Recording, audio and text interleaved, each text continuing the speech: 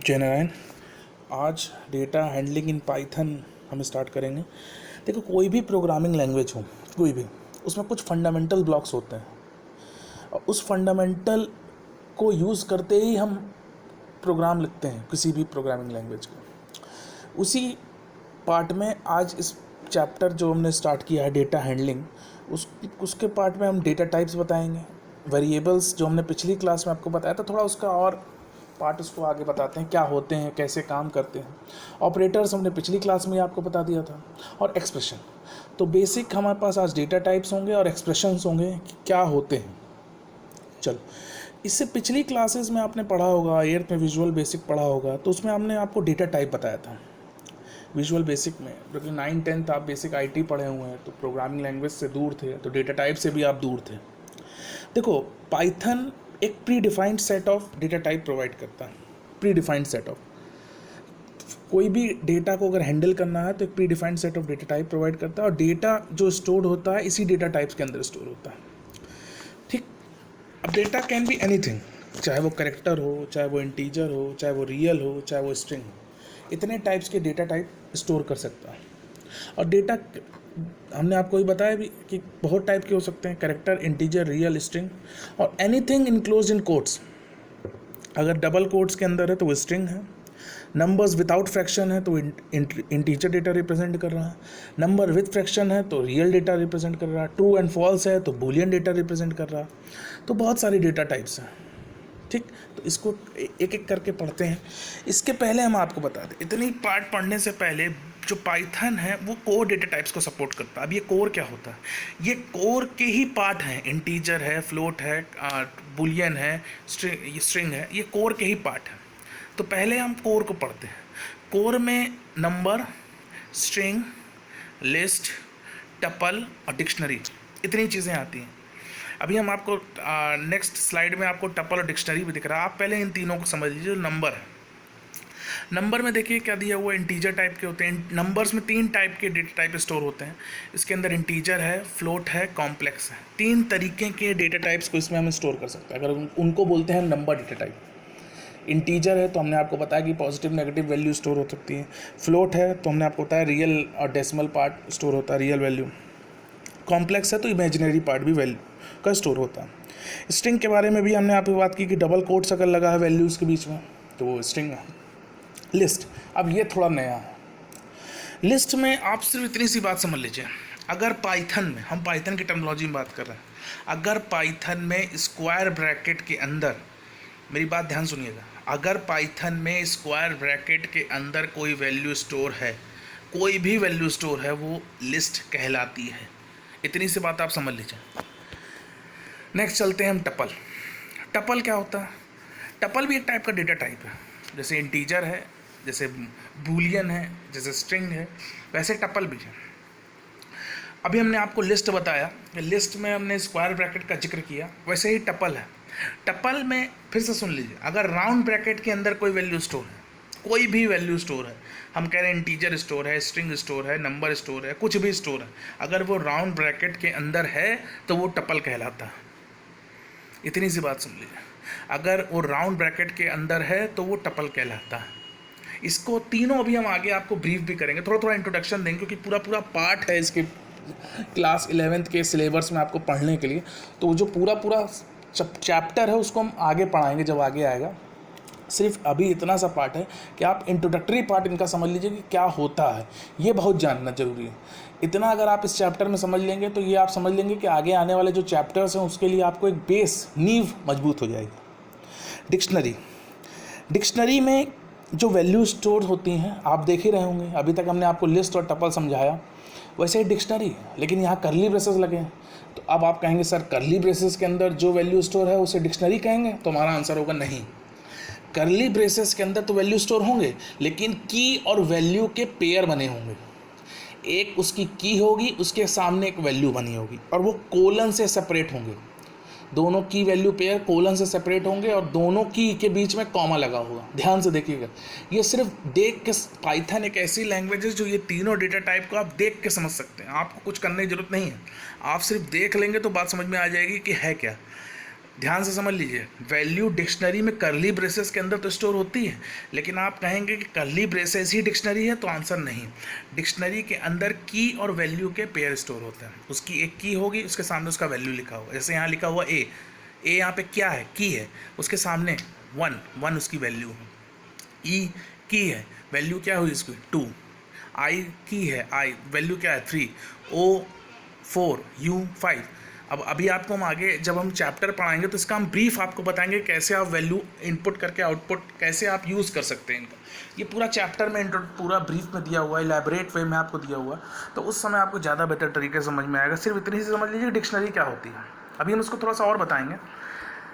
Next हम चलते हैं, यही आपको हम एक ग्राफिकल व्यू में दिखा रहे हैं कि कोड डेटा टाइप क्या होते हैं। नंबर होते हैं, नन होता है, सीक्वेंस होता है और मैपिंग होती है। इतने टाइप के डेटा टाइप पाइथन के अंदर स्टोर होते हैं, और इन डेटा टाइप्स के अंदर भी टाइप्स स्टोर होते हैं, जैसे इंटीजर है, फ्लोटिंग पॉइंट है, कॉम्प्लेक्स है, स्ट्रिंग है, टपल है, लिस्ट है, डिक्शनरी है। इतने टाइप के आपके डेटा टाइप्स स्टोर होते हैं। अब इनको एक एक करके हम समझ लेते हैं। सबसे पहले इंटीजर अभी भी हमने बात की कि पॉजिटिव और नेगेटिव नंबर स्टोर करता है, नो डेसिमल पॉइंट की वैल्यू स्टोर होती है, और पाइथन 3 के अंदर अनलिमिटेड साइज़ है क्योंकि 2 का हम यूज़ कर भी नहीं रहे हैं। फ्लोटिंग पॉइंट में पॉजिटिव और नेगेटिव रियल नंबर्स आते हैं with a decimal point. Example आपके सामने है, a इज इक्वल टू 101.2 है, तो प्रिंट ए करेंगे तो आउटपुट 101.2 ही आएगा। ये सारे एग्जांपल्स आपको हम पिछली क्लासेस में करके भी दिखा चुके हैं लाइव, तो दिक्कत नहीं होनी चाहिए। तब भी कोई दिक्कत है तो आप क्लास के बीच में ज़रूर पूछिएगा।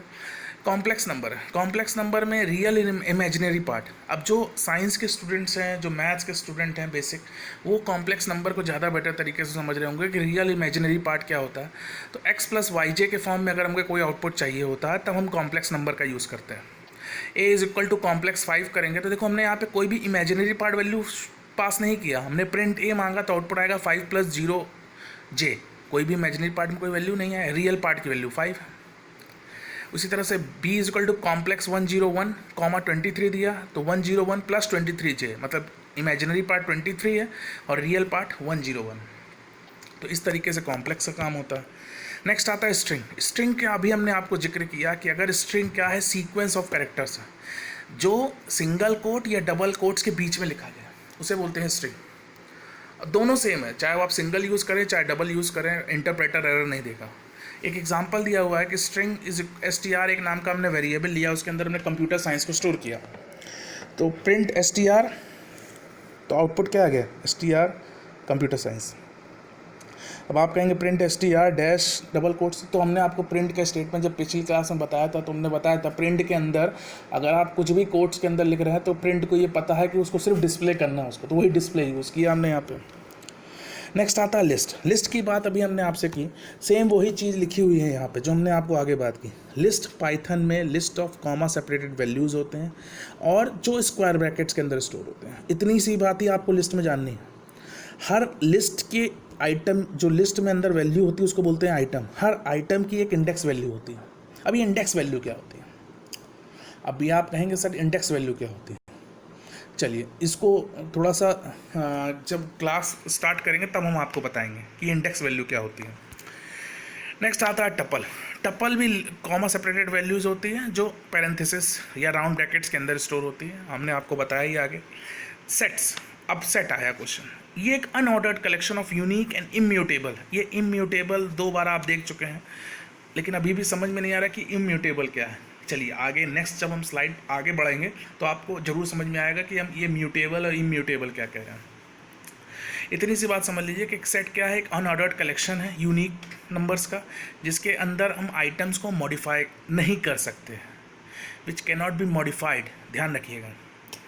अब आप कहेंगे सर सेट कर्ली ब्रेसेस से पहचाना जाता है, तो आंसर हमारा यस। उसी समय मैं डिक्शनरी पे जोर दे रहा था कि डिक्शनरी में की वैल्यू का पेयर होता है, जबकि सेट में सिर्फ कर्ली ब्रेसेस होता है। अगर कर्ली ब्रेसेस के अंदर वैल्यूज़ दी हुई हैं तो वो सिर्फ एक सेट है, लेकिन अगर कर्ली ब्रेसेस के अंदर की और वैल्यू का पेयर दिया हुआ तो वो एक डिक्शनरी है।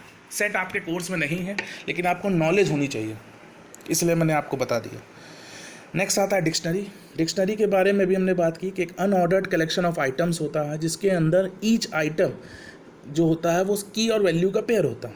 देखिए यहाँ पे सब्जेक्ट क्या है, की है, कंप्यूटर साइंस उसकी वैल्यू, क्लास क्या है, की है, कंप्यूटर 11th उसका वैल्यू। तो प्रिंट हमने डिक्ट किया तो आउटपुट में पूरी डिक्शनरी प्रिंट होके आ गई। ठीक, नेक्स्ट चलते हैं म्यूटेबल एंड इम्यूटेबल। आप बहुत कन्फ्यूज़न होता है इसमें, आप मेरी बात समझ लीजिए, सिर्फ आपको यही ध्यान देना है, म्यूटेबल मतलब चेंजेबल, जो चेंज हो सके, और इम्यूटेबल मतलब नॉन चेंजेबल, जो चेंज नहीं हो सके। इसको अगर आप ध्यान रख लिए तो अब आपको कोई कन्फ्यूजन नहीं होगी। फिर से समझ लीजिए, म्यूटेबल मतलब चेंजेबल और इम्यूटेबल मतलब नॉन चेंजेबल। बस इतनी सी बात आप ध्यान रखिए। जैसे जैसे हम आगे बढ़ते जाएंगे आपको इसके बीच का डिफरेंस भी समझते आ जाएगा, मेरा यकीन मानिए। चलिए एक एग्जाम्पल देखते हैं। हमने लिखा है p is equal to 10, q is equal to p।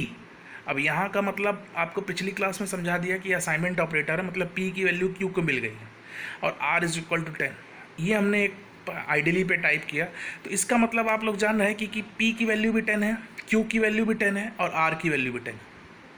मेरा बात आप समझ रहे होंगे कि हमने 3 वैल्यू को पास किया, एक हमने असाइनमेंट ऑपरेटर असाइन किया और तीनों की वैल्यू क्या प्रिंट हो गई, 10 10 10।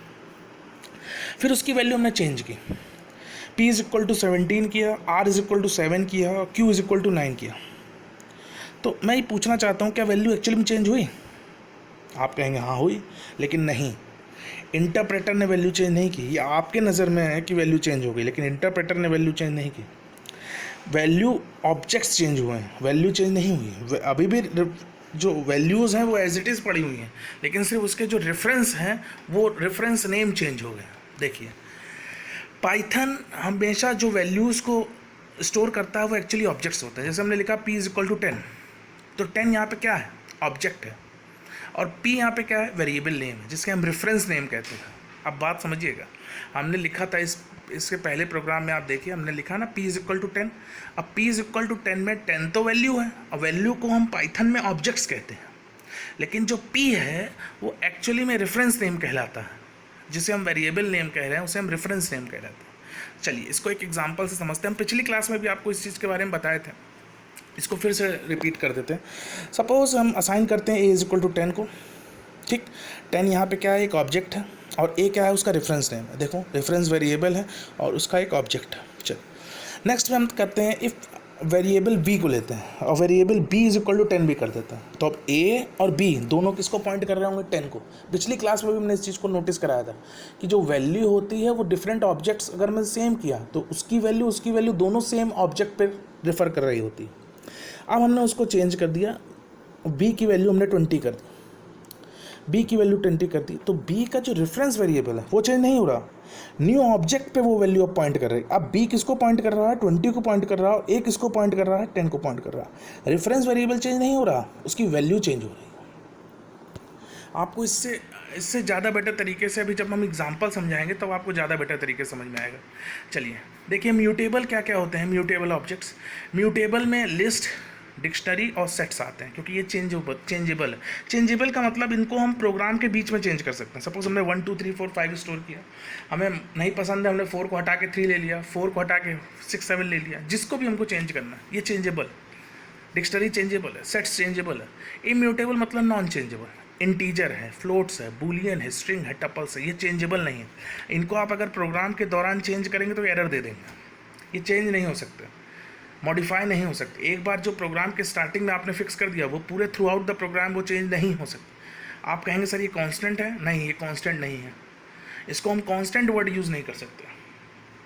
ठीक, अब देखो वेरिएबल इंटरनल, जो वेरिएबल क्या काम करता है, कैसे काम करता है वो हम दिखा रहे हैं। हमने लिखा है a इज इक्वल टू 4, अब उसका हमने एक आईडी यूज़ किया, टाइप ऑब्जेक्ट। टाइप अगर हमें पूछना है तो हमने उसका कीवर्ड यूज़ करते हैं टाइप।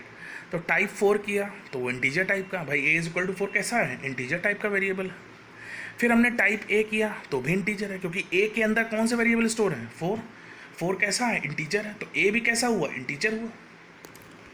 नेक्स्ट करते हैं वैल्यू ऑफ एन ऑब्जेक्ट। अब हमने प्रिंट 4 किया, सेम एग्जांपल चल रहा, प्रिंट 4 किया तो 4 देगा, प्रिंट a किया तो भी 4 दे रहा। अब ध्यान से देखिए, हमने a इज इक्वल टू 4 किया था, इससे पहले वाले में देखिए a इज इक्वल टू 4, दोनों का टाइप हमने पूछा तो इंटीजर दे रहा है, क्योंकि 4 भी इंटीजर है और a भी इंटीजर। a इंटीजर क्यों है, क्योंकि a के अंदर 4 स्टोर है, a जिसको रिफ़र कर रहा है उसके अंदर 4 स्टोर है।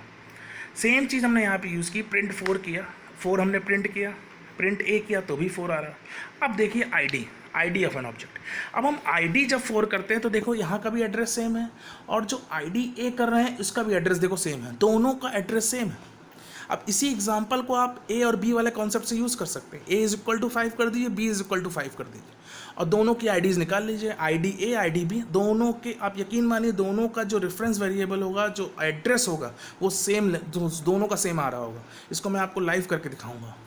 और जैसे ही हम ए इज इक्वल टू 10 और बी इज इक्वल टू 20 करेंगे, ए का एड्रेस अलग, बी का एड्रेस अलग हो जाएगा, जबकि दोनों अलग अलग वेरिएबल हैं। लेकिन पहले केस में दोनों सिमिलर एड्रेस को रिफ़र कर रहे थे, इस केस में दोनों अलग अलग एड्रेस को रिफ़र कर रहे हैं। यही एक डिफरेंस आपको समझना बहुत ज़रूरी है। नेक्स्ट आता है ऑपरेटर एसोसिएटिविटी। देखो पाइथन में जो ऑपरेटर्स काम करते हैं वो लेफ़्ट टू राइट करते हैं। यहाँ पे दिया हुआ 7 × 8 divided by 5, floor division operator 2 लगा हुआ है। ध्यान से देखिएगा, इससे पहले क्लास में हमने आपको इसके बारे में बताया भी था, आपको ध्यान होगा फ्लोर डिवीजन ऑपरेटर कैसे काम करता था या इंटीजर डिवीजन कैसे काम करता था। तो अगर आपको कुछ ध्यान हो तो आप उसको पढ़ सकते हैं, नहीं तो एक बार इसको पढ़ने से पहले उनको ज़रूर देख लीजिएगा, तो आपको ज़्यादा बेटर तरीके से समझ में आ जाए। अब देखिए इक्वेशन है 7 × 8 divided by 5 floor division operator 2। इसको जब हम सॉल्व करते हैं तो पहले 7 × 8 सॉल्व होगा, तो 7 × 8 क्या देगा, 56 देगा। 56 को हम 5 से डिवाइड करेंगे, 5 से डिवाइड करेंगे तो आउटपुट क्या आएगा, समथिंग अराउंड 11 पॉइंट कुछ करके दे रहा होगा, 11.5। और फिर 11.5 को जब हम फ्लोर डिवीजन कर रहे होंगे 2 से तो 5.0 दे रहा है, क्योंकि वो नेगेटिव पार्ट को रिमूव कर देता है। ये होता है ऑपरेटर एसोसिएटिविटी, हमेशा लेफ़्ट टू राइट। लेकिन अब अगर मल्टीप्लिकेशन का केस लगा हुआ, देखिए लिखा भी हुआ only in case of exponent, multiplication sorry हमने बोल दिया, एक्सपोनेंट का अगर क्वेश्चन लगा हुआ है, एसोसिएटिविटी अगर डबल एक्सपोनेंट लगा हुआ है, तब राइट टू लेफ्ट सॉल्व होता है, राइट टू लेफ्ट सॉल्व होता है।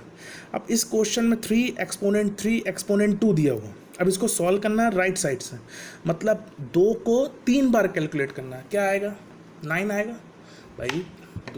3 को अगर हम 2 बार, मतलब 3 टू द पावर 2 हो जाएगा, 3 टू द पावर क्या हो जाएगा 2, तो 3 की पावर 2 क्या होगा 9। अब 9 एक्सपोनेंट 3 मतलब 3 को 9 बार मल्टीप्लाई करिए, देखिए आउटपुट 19683 आ जाएगा। होप करता हूँ इतना समझ में आया होगा। जो भी क्वेश्चंस होंगे उसको आप ज़रूर पूछिएगा। आगे बढ़ते हैं। नेक्स्ट आता है एक्सप्रेशन। एक्सप्रेशंस क्या होते हैं? बेसिक एक्सप्रेशन का मतलब पाइथन में any valid combination of operator, literal और वेरिएबल, कोई भी वैलिड हो उसको हम एक्सप्रेशन कहते हैं। On expression in Python in any valid combination of operators and atoms. An expression is composed of one or more operations. एक से ज़्यादा ऑपरेशंस उसके अंदर हो सकते हैं। अर्थमेटिक एक्सप्रेशन आपको दिखाया था a + b 5 - 4। Relational expression a > b, a = b। Logical expression a > b, a > b, a और b and b। Basic logical expression में ये थोड़ा सा हम लग रहा मिसप्रिंट हो गया, a > b नहीं होगा, यहाँ a और b होगा। एंड ए, यहाँ पे एंड ऑपरेटर का यूज़ लिखा हुआ, ये जो एंड है ये लॉजिकल वाला एंड है, आप इसको दोनों देख सकते हैं। हम इस तरीके से रिलेशनल का यूज़ करके लॉजिकल में लेके आए, मतलब a > b है एंड a > c, इसको इस तरह से भी देख सकते हैं। अगर आप ये चाहते हैं कि नहीं सर कन्फ्यूजन हो रहा तो आप सिग्नल्स का हटा दीजिए लॉजिकल एक्सप्रेशन का, a एंड b लिख लीजिए, a एंड c लिख लीजिए, a और b लिख लीजिए, तो इस तरीके से हम लॉजिकल एक्सप्रेशंस को देख सकते हैं। स्ट्रिंग एक्सप्रेशन, स्ट्रिंग एक्सप्रेशन में मतलब दोनों स्ट्रिंग दिया हुआ उसके बीच में हमने प्लस का साइन लगा दिया, तो इसका आउटपुट पंकज कुमार आएगा।